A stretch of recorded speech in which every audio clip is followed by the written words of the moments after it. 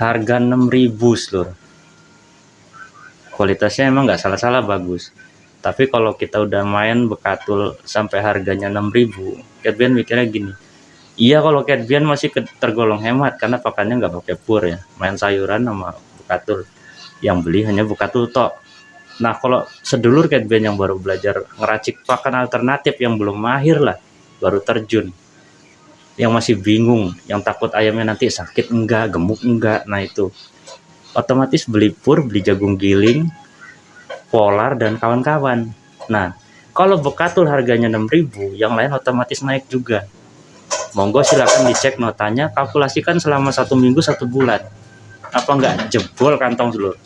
Halo, assalamualaikum warahmatullahi wabarakatuh. Selamat malam semua seluruhku. Satu rekan satu habis seluruh.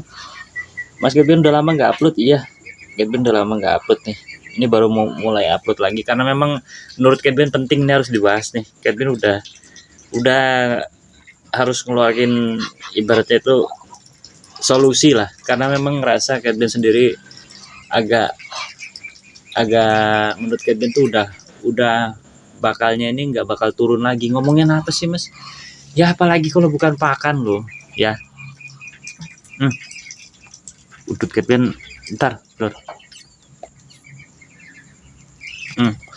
Ngobrol santai ya, jangan di skip, jangan ngambil intisarinya aja. Pada dasarnya hari ini Catbian pengen balik lagi, pengen bahas masalah apa sih yang jadi kendala Catbian sekarang ya, yang mungkin dialami dengan para peternak yang lainnya ya, tapi yang untuk skala rumahan, skala kecil, bukan peternak yang sudah besar, kuantitasnya itu udah mulai di atas 1.000-2.000 ekor tuh bukan.